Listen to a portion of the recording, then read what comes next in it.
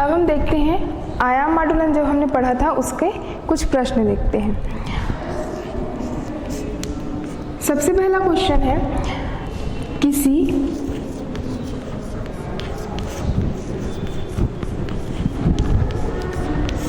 आयाम माडुलित तरंग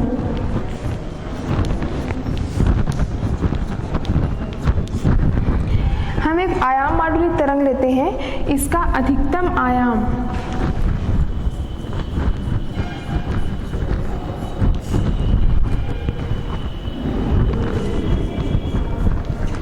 इसका अधिकतम आयाम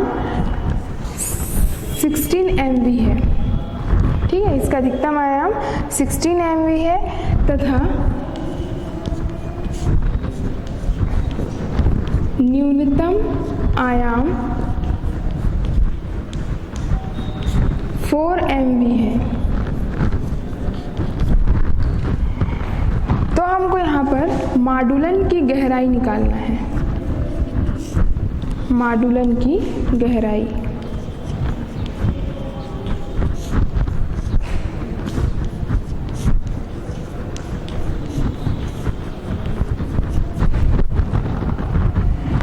किसी आयाम माडुलित तरंग में कि अधिकतम आयाम कितना है 16 MV और उसका न्यूनतम आयाम है 4 MV।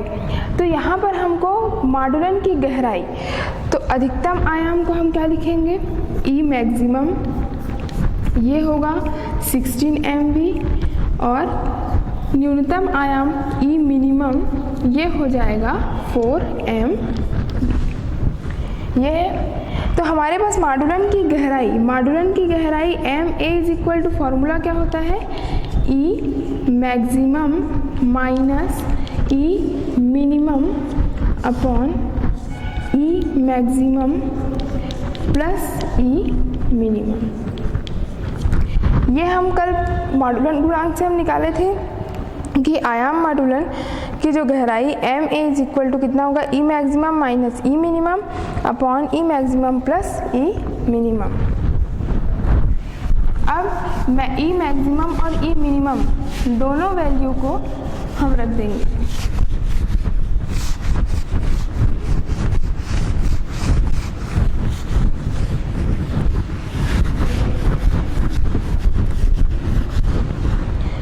देखो यहाँ पर M A is equal to E maximum minus E minimum upon E maximum plus E minimum, ये हो गया। तो यहाँ मैक्सिमम का वैल्यू कितना है 16, तो M A is equal to होगा 16 माइनस मिनिमम ई मिनिमम, इसका वैल्यू कितना है 4 अपॉन 16 प्लस 4। तो यहाँ पर M A is equal to होगा 16 माइनस 4 कितना होता है, 16 माइनस 4 हो जाएगा 12 अपॉन 16 प्लस 4 हो जाएगा 20। अब हम 2 से इसको डिवाइड कर दें, 2 1 जा 2, 2 0 0 और 2 6 जा 12, तो ये क्या आ जाएगा 6 अपॉन 10, मतलब हम इसको लिख सकते हैं 0.6। तो माडुलन की गहराई कितना है 0.6, लेकिन हमको इसका परसेंटेज निकालना है, इसलिए M A is equal to होगा 0.6 का 100%। 0.6 का क्या निकालेंगे 100% निकालेंगे, तो ये हो जाएगा 0.6 इंटू 100 अपॉन 100, क्योंकि परसेंटेज का मतलब ही होता है बटे में 100, इसलिए 100 अपॉन 100 कर दिए। तो ये 100 से 100 कैंसिल हो गया, क्या आ गया इसका आंसर 0.6%। तो माडुलन की गहराई कितना निकला 0.6%। ठीक,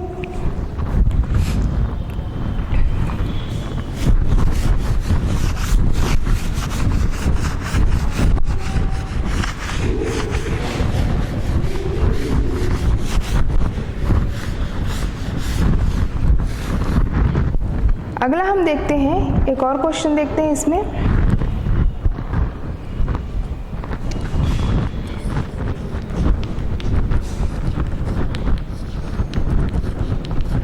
संदेश सिग्नल को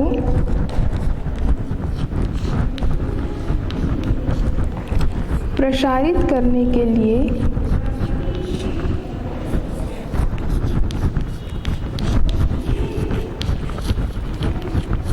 देखो यहाँ पे हमको एक संदेश सिग्नल है, मूल संदेश जिसको हम भेजना चाहते हैं, मतलब प्रसारित करना चाहते हैं। उसके लिए इसका शिखर मान कितना है? 12 वोल्ट।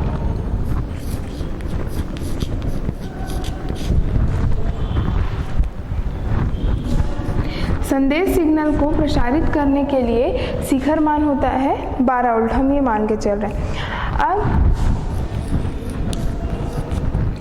जब 12 वोल्ट उसका शिखर मान है तो उसके वाहक तरंग की,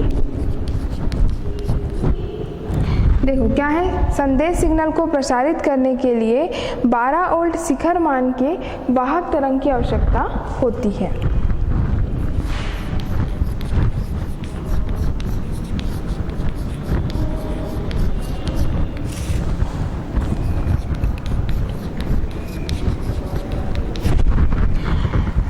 इस समय जब हम देखो संदेश सिग्नल कितने का है? 12 वोल्ट का है, मतलब श्रव्य आवृत्ति हमारी कितनी है? 12 वोल्ट की।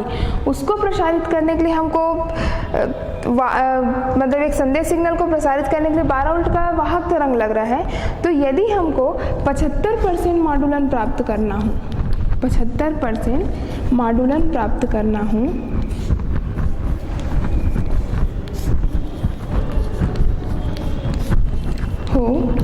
तो मॉडुलक सिग्नल का शिखर मान कितना होगा?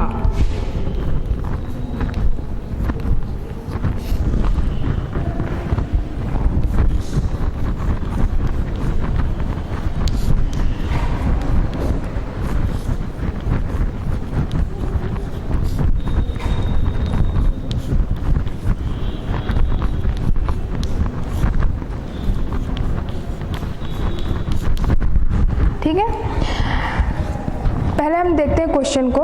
एक संदेश सिग्नल है, इसको प्रसारित करने के लिए हमको 12 वोल्ट का क्या लग रहा है? वाहक तरंग लग रहा है। तो उस जब 12 वोल्ट का वाहक तरंग लग रहा है एक संदेश सिग्नल को प्रसारित करने के लिए, यदि हमको 75% मॉडुलन की चाहिए, उसमें उस संदेश सिग्नल को 75% मॉडुलन की यदि आवश्यकता हो तो मॉडुलक सिग्नल का शिखर मान कितना होगा, ये हम निकालेंगे। तो हम देखते हैं EC वाहक तरंग का शिखर मान कितना है? 12 वोल्ट। ये किसका है? वाहक तरंग का शिखर मान EC 12 वोल्ट जो हमको दिया गया है। मॉडुलन गुणांक कितना है? 75%, मतलब हमको 75% क्या चाहिए? मॉडुलन की आवश्यकता है। तो 75% को हम और क्या लिख सकते हैं? 75/100। तो 25 दिया 75 और 25 चौक 100, तो 3 हो जाएगा 4। तो MA का वैल्यू कितना हो गया? 3/4 आया। अब हम निकालते हैं formula MA is equal to EM/EC। ये होता है सूत्र, मॉडुलन गुणांक इज इक्वल टू EM/EC। तो मॉडुलन गुणांक MA बराबर क्या होता है? शिखर मान किसका है? मॉडुलक का, और ये है वाहक तरंगों का। अब यहाँ पर हमको MA दिया हुआ है और EC, ये दो की वैल्यू दी है, लेकिन निकालना क्या हमको? EM निकालना है। तो पहले हम वैल्यू रखते हैं। MA का वैल्यू है 3/4 इज इक्वल टू EM/EC का वैल्यू है 12। तो यहाँ पर क्या आ जाएगा? इस 12 को हम इधर ले आते हैं मल्टीप्लाई के रूप में, तो ये हो जाएगा EM इज इक्वल टू 3 × 12/4।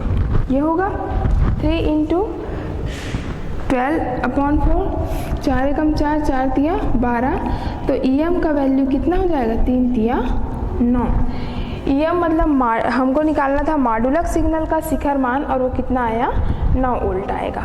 ठीक,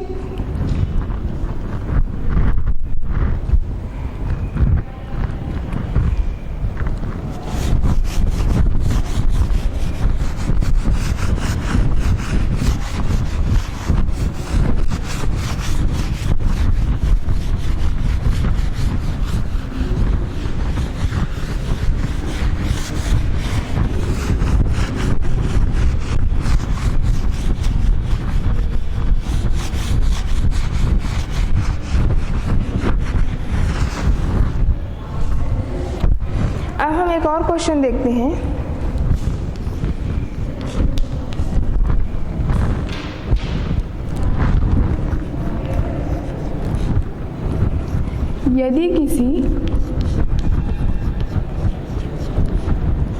श्रव्य टीवी संकेत के लिए 4 मेगाहर्ट्ज़, देखो यहाँ पर यदि हमको श्रव्य टीवी संकेत चाहिए, मतलब जो टीवी प्रसारण होता है उसकी आवाज़ को हम सुन सकते हैं, तो श्रव्य टीवी संकेत के लिए यदि 4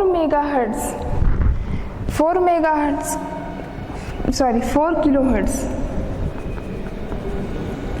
ठीक है, 4 किलोहर्ट्ज़ बैंड चौड़ाई की अगर आवश्यकता है,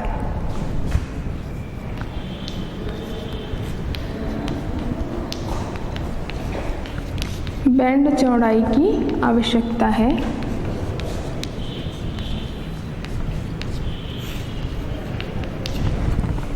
तो इस समय तो किसी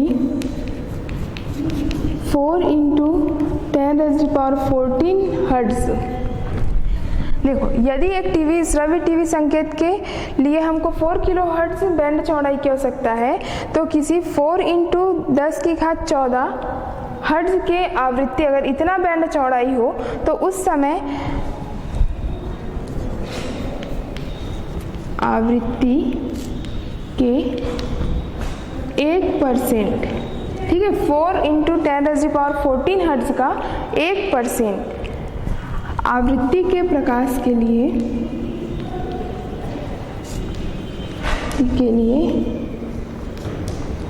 कितने चैनल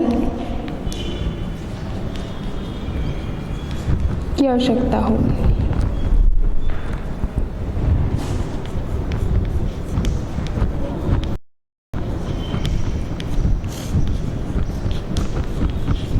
देखो यहाँ पर 4 किलोहर्ट्ज़ यदि बैंड चौड़ाई किसका है, टीवी सिग्नल का या टीवी संकेत का, तो उस समय 4 × 10⁻14 हर्ट्ज़, वो किलोहर्ट्ज़ में है और ये किस में है, हर्ट्ज़ में, तो 4 किलोहर्ट्ज़ यदि कोई आवृत्ति का प्रकाश स्रोत है, तो उसके 1% आवृत्ति के लिए कितने चैनलों की संख्या होगी या कितने चैनल की हमको आवश्यकता पड़ेगी। तो देखो सबसे पहले हम देखते हैं क्या दिया है, दिया है 4 किलोहर्ट्ज़, क्योंकि यहाँ पर देखो पहला डिजिट तो हमको किलोहर्ट्ज़ में दिया है और दूसरा सिर्फ हर्ट्ज़ में दिया है, इसलिए हम किलोहर्ट्ज़ को भी क्या कर लेंगे, पहले हर्ट्ज़ में परिवर्तित करेंगे, तो ये हो जाएगा 4 × 10⁻³ hertz. 4 kilohertz is equal to क्या होगा, 4 × 10⁻³ जब 10⁻³ से हम उसको मल्टीप्लाई कर देंगे तो वो किलोहर्ट्ज़ से किस में परिवर्तित हो जाएगा, हर्ट्ज़ में परिवर्तित हो जाएगा, ठीक है। अब यहाँ पर लेते हैं 4 × 10⁻14 हर्ट्ज़ का 1%, देखो यहाँ पर वही बोला है कि 4 × 10⁻14 हर्ट्ज़ आवृत्ति का 1%, तो इसका 1% निकालते हैं, तो क्या आ जाएगा 4 × 10⁻14 × 1/100, यही होता है ना, 1% का मतलब क्या होगा, 1/100, 100 का 1 भाग, 1% मतलब 100 जो होता है 100 का 1 भाग होगा, तो 1/100 हुआ। इसको हम लिख सकते हैं 4 × 10⁻14 गुणा, अब देखो इसको हम क्या लिख सकते हैं, 10⁻2 लिख सकते हैं, 100 को 10 × 10 करेंगे या 10⁻2 लिख सकते हैं।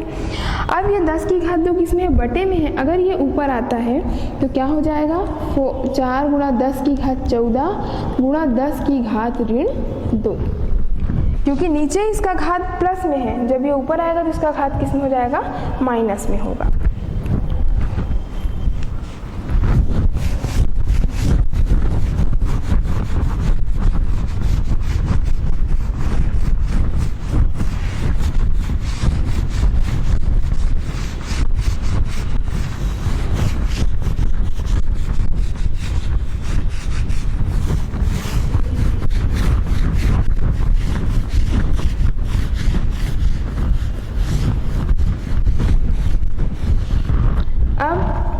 यहाँ पर आ गया था 4 × 10⁻14 × 10⁻⁻2, ये आया था, तो ये क्या हो जाएगा इसका वैल्यू, 4 × 10⁻14 - 2 मतलब 4 × 10⁻12 होगा। क्यों होगा? देखो, जब आधार बराबर होते हैं, ये 10 दोनों का आधार क्या है 10, आधार बराबर होते हैं तो घात क्या होगी, जुड़ेगी। तो 14 + 2 होता है, लेकिन ये ऑलरेडी माइनस है, तो 14 - 2, 14 में 2 घटाएंगे कितना आ जाएगा, 12 आएगा। तो ये हमको मिल गया 4 × 10⁻12 हर्ट्ज। ठीक है, तो हम निकालते हैं चैनलों की संख्या।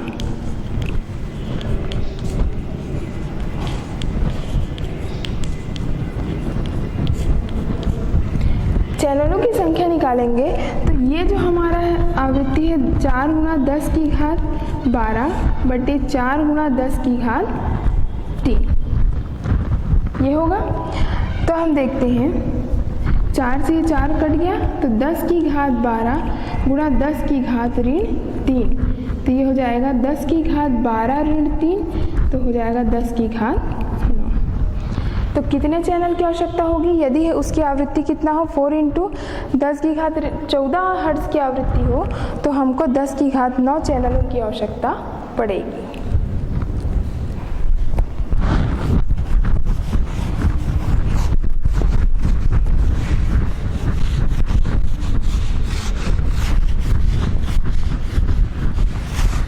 ये तो हुआ आयाम मॉडुलन से संबंधित क्वेश्चन। अब मॉडुलन के बाद हम पढ़ेंगे विमॉडुलन। मॉडुलन हम कल पढ़े थे,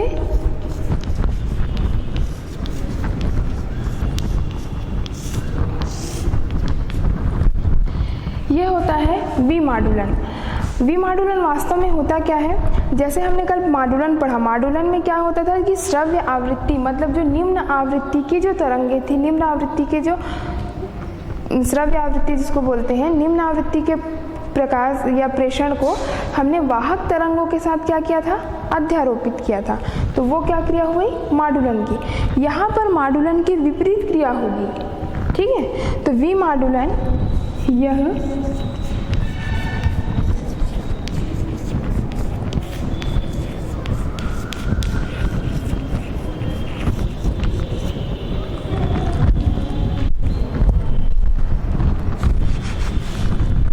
मॉडुलन की विपरीत क्रिया है।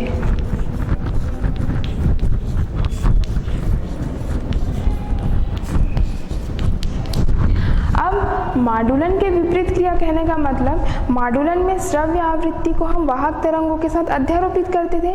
अब यहाँ क्या करेंगे, जो हमारे पास मॉडुलित तरंग है उस मॉडुलित तरंग में दोनों तरंग हैं, श्रव्य आवृत्ति की तरंग भी है और वाहक तरंग दोनों हैं। अब उन दोनों को हम क्या करेंगे, अलग अलग करेंगे।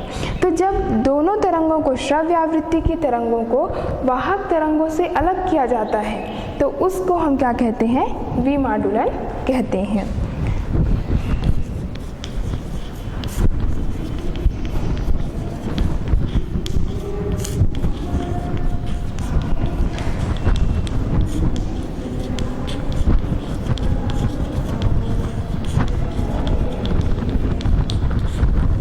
श्रव्य आवृत्ति की तरंग को वाहक तरंगों से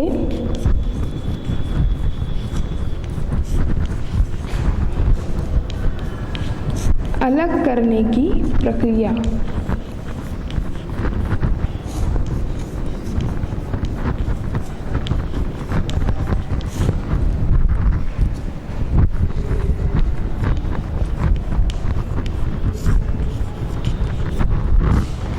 श्रव्य आवृत्ति की तरंग को वाहक तरंगों से अलग करने की जो प्रक्रिया होगी वो क्या कहलाएगा, विमॉडुलन कहलाएगा।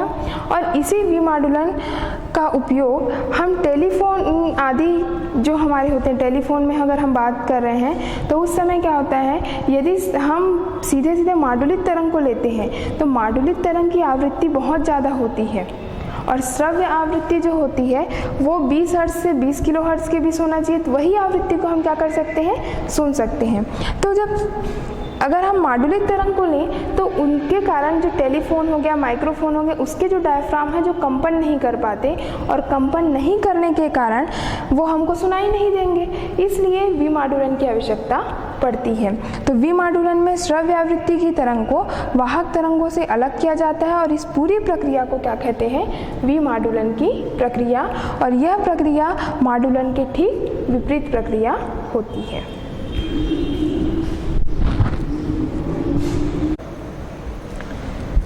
अब हम इसके आगे देखते हैं मॉडेम।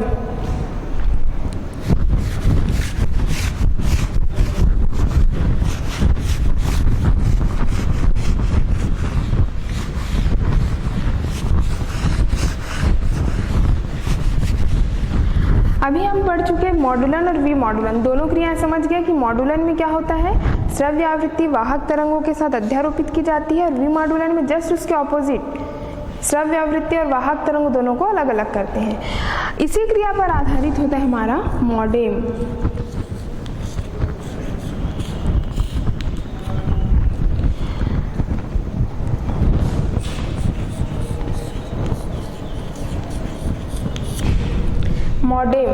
मॉडेम एक ऐसा उपकरण है जिसमें दो क्रियाएं एक साथ होती हैं।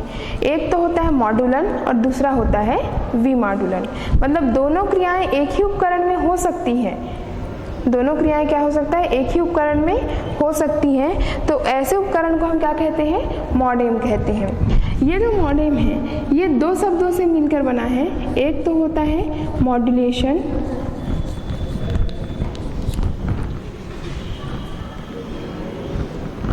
और एक होता है डीमॉड्यूलेशन। तो यहाँ पर जो मॉड्यूलेशन है उसका MO और डीमॉड्यूलेशन का डेम, ये दोनों मिलकर क्या बनता है, मॉडेम बनता है। तो यहाँ पर मॉड्यूलेशन का मतलब होता है मॉड्यूलन और डीमॉड्यूलेशन का मतलब होता है वी मॉड्यूलन।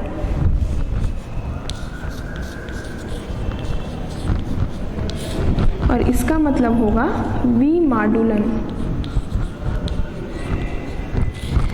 तो मॉडेम एक ऐसा उपकरण है जिसमें मॉड्यूलन और वी मॉड्यूलन दोनों ही क्रियाएं साथ साथ होती हैं। तो इसका डेफिनेशन लिखोगे, मॉडेम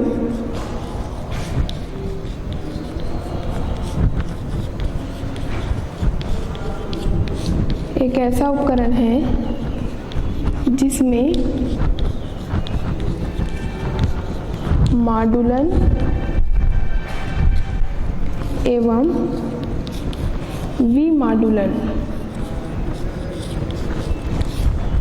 साथ साथ होते हैं।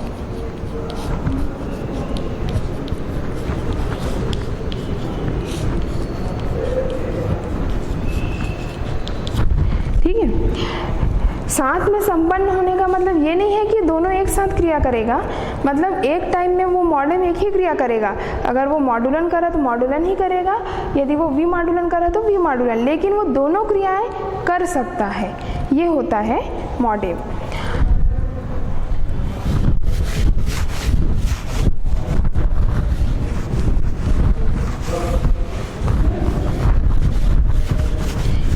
इसके लिए हम एक ग्राफ देखते हैं, चित्र देखते हैं।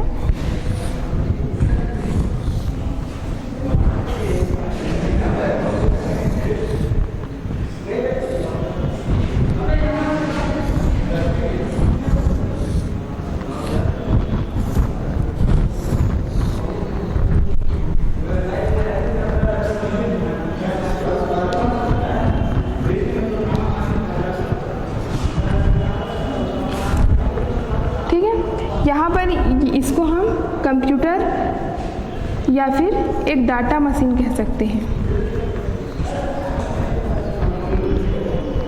इसको हम क्या कह सकते हैं, कंप्यूटर या डाटा मशीन। ये होता है मॉडेम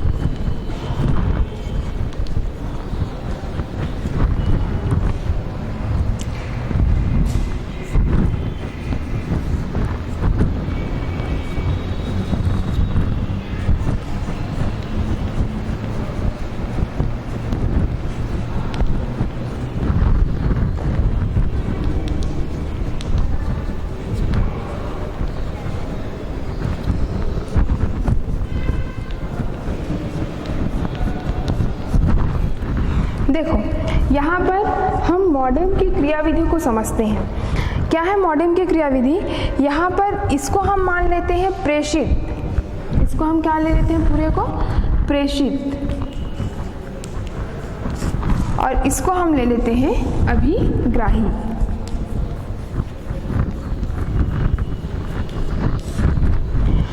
प्रेषित मतलब जो सूचनाओं को संप्रेषण करता है, और अभिग्राही मतलब जो सूचनाओं को अभिग्रहण करता है। ठीक है, तो मॉडेम जो है वो प्रेषित के पास भी होगा और किसके पास भी होगा? अभिग्राही के पास भी। दोनों के पास अपना अपना मॉडेम होगा। ठीक है, अब यहाँ पे हम देखते हैं इस टेलीफोन लाइन को हम संचार चैनल या संचार कम्युनिकेशन लाइन भी कह सकते हैं। ठीक है, तो जो मॉडेम होता है, तो हम एक काम करते हैं, टेलीफोन लाइन को हम सीधा संचार लाइन भी बोल सकते हैं, तो संचार लाइन ही लेते हैं इसको।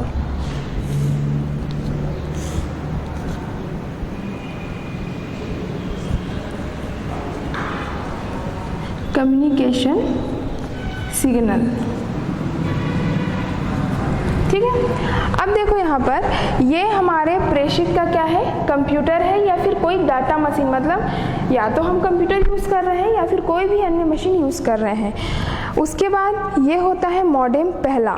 ये जो पहला मॉडेम है ये किसका होगा? प्रेषित का मॉडेम होगा, जो कि मॉड्यूलर और डी मॉड्यूलर, मतलब जो मॉड्यूलन और वी मॉड्यूलन दोनों कार्य कर सकता है। तो कंप्यूटर से जो सिग्नल इसको मिलेंगे, कंप्यूटर से आने वाले सिग्नल कैसे होंगे? डिजिटल सिग्नल, क्योंकि कंप्यूटर या कोई भी मशीन सिर्फ डिजिटल सिग्नल को ही समझता है।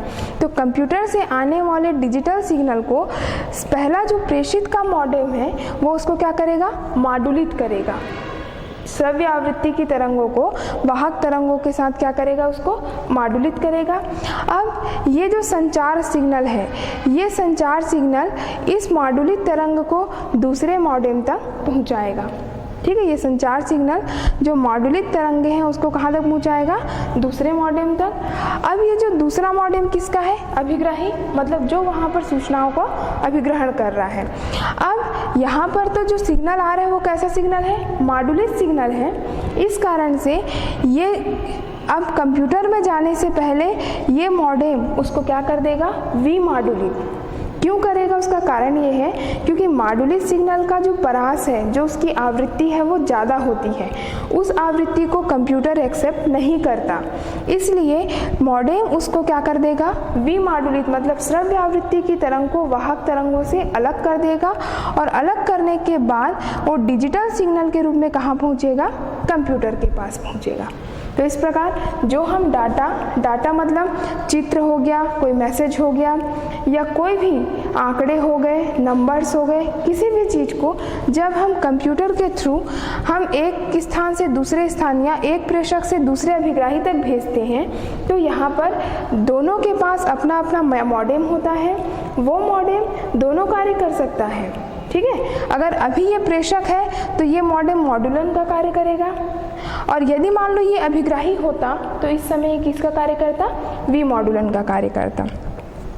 तो ये ब्लॉक आरेख से हम समझे कि पहला ये जो कंप्यूटर या डाटा मशीन और ये मॉडेम, ये दोनों किसका है? प्रेषित का है। वो मॉडेम और वो जो कंप्यूटर है वो किसका है? अभिग्राही, मतलब ये सूचना को ग्रहण कर रहा है। तो यहाँ पर कंप्यूटर या अन्य जो मशीन है, कंप्यूटर हो गया या अन्य जो मशीन है, वो सिर्फ डिजिटल सिग्नल को ही समझता है।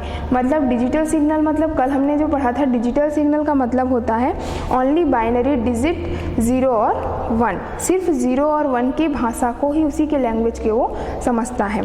तो यदि हम कोई एनालॉग सिग्नल देते भी हैं कंप्यूटर, क्योंकि देखो कंप्यूटर स्वयं वर्क तो करेगा नहीं, उसको करने के लिए किसी व्यक्ति की आवश्यकता है।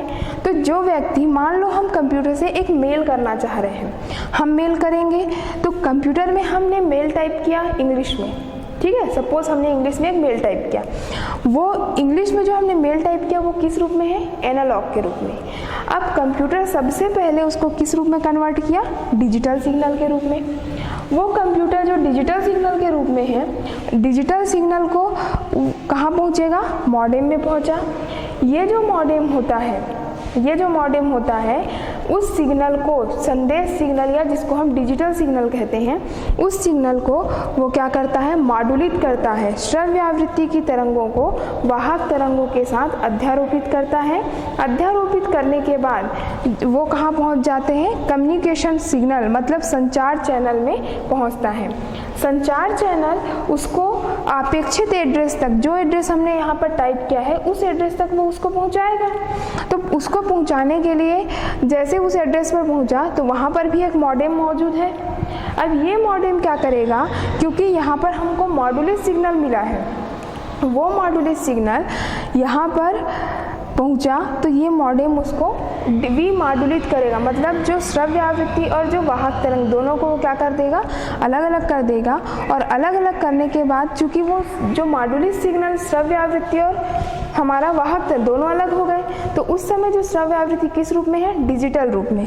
वो डिजिटल सिग्नल फिर से कहाँ, कंप्यूटर या डाटा मशीन में पहुँचेगा और जो प्रेषित द्वारा जो भेजा गया मेल है वो अभिग्राही के द्वारा प्राप्त कर लिया जाएगा। तो ये होता है मॉडेम का प्रोसेस। तो मॉडेम दोनों कार्य कर सकता है। इसमें 3 प्रकार के कार्य करता है वो।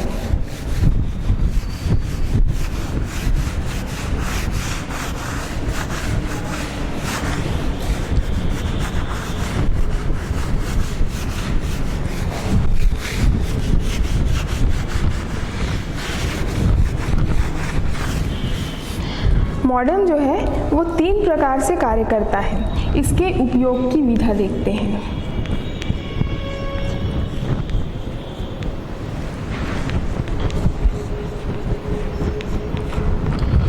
उपयोग की विधा में सबसे पहले आएगा सामान्य विधा।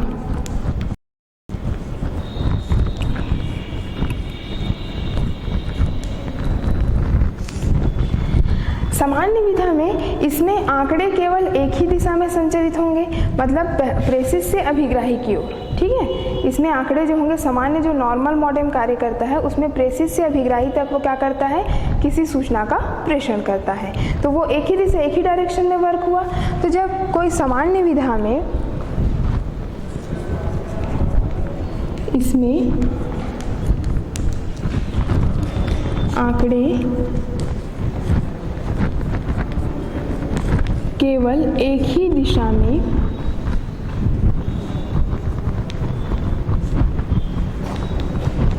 संचरित होते हैं।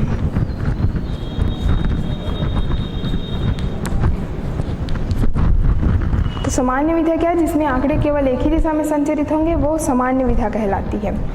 दूसरा होता है अर्धद्विक विधा। दूसरा होता है अर्धद्विक विधा। इस विधा में प्रेषित और अभिग्राही दोनों के मध्य सूचना दोनों दिशाओं में संचरित होगी। ठीक है, इसमें प्रेषी एवं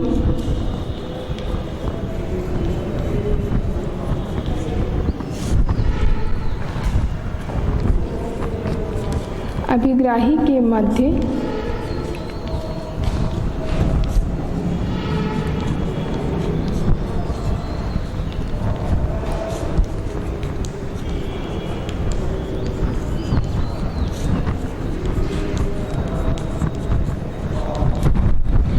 इसमें प्रेषी और अभिग्राही के मध्य जो सूचना है वो दोनों दिशाओं में संचरित होगी, लेकिन एक समय में एक ही दिशा में होगा। ठीक है, होगा दोनों दिशाओं में, लेकिन वो एक टाइम में एक दिशा में जाएगा, फिर दूसरे टाइम में दूसरे रिवर्स होगा। ठीक है, तो इसमें दोनों दिशाओं में संचरित होती है, लेकिन एक समय में केवल एक ही दिशा में संचरित होती है।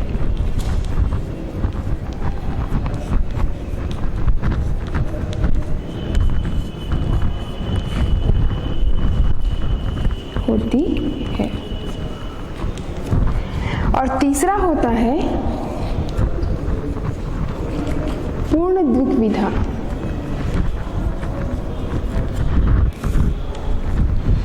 अब देखते हैं पूर्ण द्विविधा में क्या होगा, इसमें प्रेषी और अभिग्राही के मध्य संचरण जो है वो दोनों दिशाओं में होगा और एक साथ दोनों दिशाओं में संचरित होगा।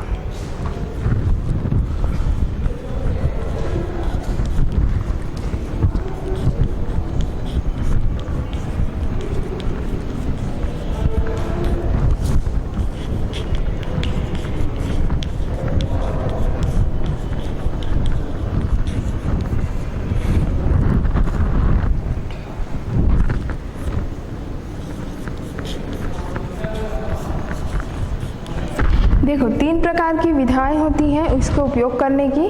पहली विधा जो कि सामान्य विधा है, इसमें आंकड़े केवल एक ही दिशा में संचरित होंगे, वन डायरेक्शन होगा। जो भी काम होगा, जो भी आंकड़े प्रसारित होंगे वो एक दिशा में होंगे। सेकंड जो होता है अर्धद्विक विधा। अर्धद्विक विधा में इसमें प्रेषी और अभिग्राही के मध्य जो सूचना है या जो सिग्नल है वो दोनों दिशाओं में संचरित होगी, लेकिन एक समय में केवल एक ही दिशा में वो संचरित होती है। तीसरा जो होता है पूर्ण द्विक विधा। पूर्ण द्विक विधा में दोनों दिशाओं में संचरित होगी और एक समय में दोनों दिशाओं में संचरित होगी। इसमें समय अलग अलग है, इसमें एक टाइम में एक दिशा में होगा फिर दूसरे दिशा में होगा, लेकिन पूर्ण द्विक विधा में एक ही टाइम में वो सूचनाएं दोनों दिशाओं में संचरित हो सकती है। तो ये होता है उपयोग की विधा।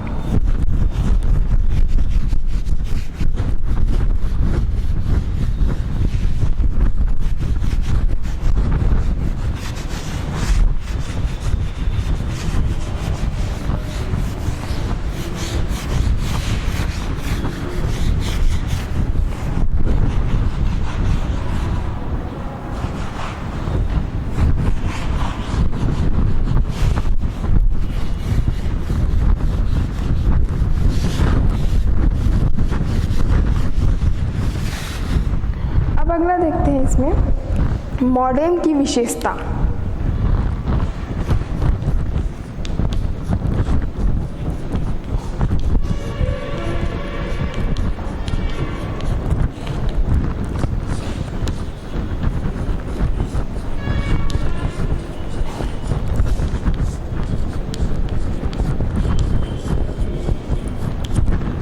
मॉडेम की पहली विशेषता होती है ध्वनि विधा या डाटा विधा।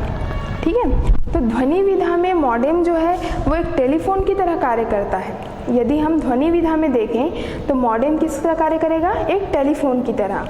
और यदि वो डाटा विधा में कार्य करता है तो वो साधारण मॉडेम की तरह कार्य करता है।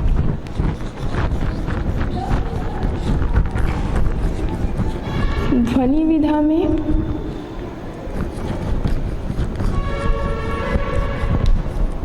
टेलीफोन की तरह तथा डाटा विधा में मॉडेम की तरह कार्य करता है।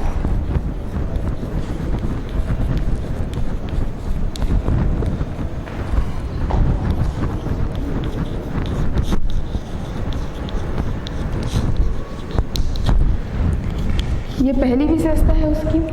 सेकंड होता है स्व उत्तर।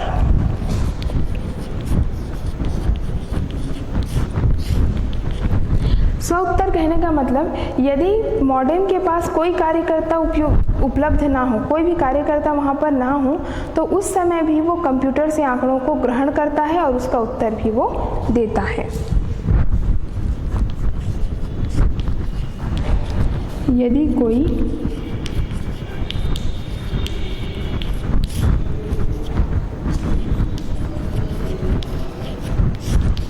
उपलब्ध ना हो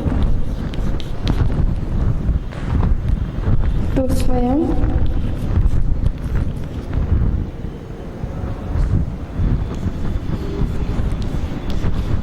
कंप्यूटर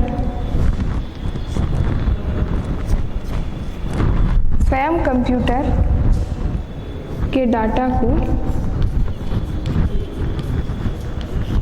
ग्रहण करता है।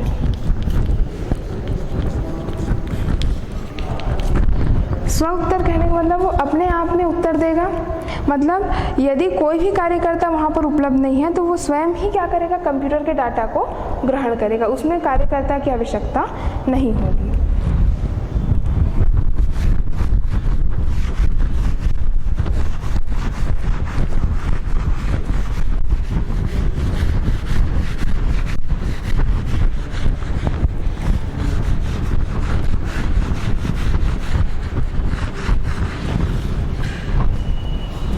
अब देखते हैं इसके प्रकार।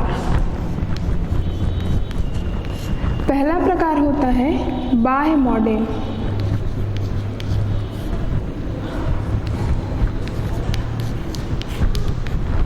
देखो पहला प्रकार क्या है, बाह्य मॉडेम, मतलब ये एक सीरियल केबल्स के साथ जुड़ा होता है। बाह्य मॉडेम कहने का मतलब जो हमारे कंप्यूटर है, जो हमारा पर्सनल कंप्यूटर होता है, उसके साथ ये सीरियल केबल मतलब एक लिंक लाइन, टेलीफोन लाइन के माध्यम से जुड़ा होता है। तो इसमें लिखना बाह्य मॉडेम, यह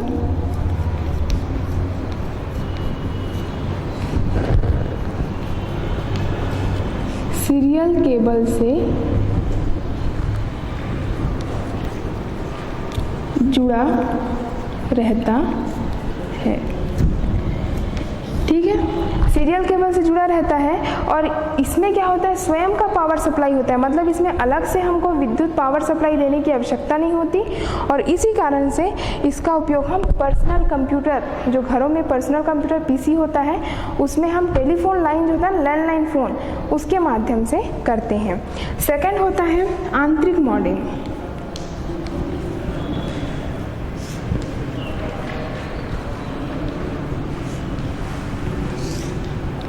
आंतरिक मॉडेम यह एक कार्ड होता है।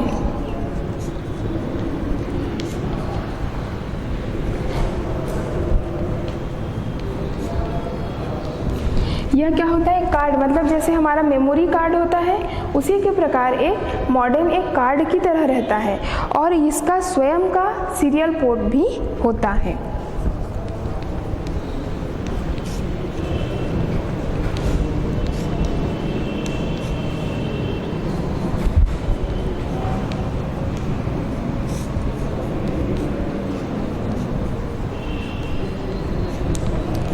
देखो यहाँ पर पहला जो मॉडेम है वो थोड़े बड़े साइज का होगा, मतलब वो बाहर ही, मतलब वो उसको हम किसी सिस्टम के अंदर डाल नहीं सकते।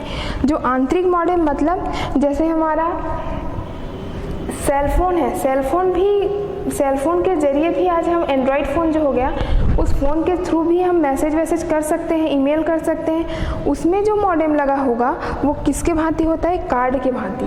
और ये कार्ड के भांति होने का इसका कारण क्या है कि इसका खुद का सीरियल पोर्ट होगा जिसके कारण वो ऑटोमेटिक वर्क करता है। और तीसरा इसका प्रकार होता है PCMCIA। PCMCIA ये जो मॉडेम होता है यह पतले कार्ड के रूप में होता है।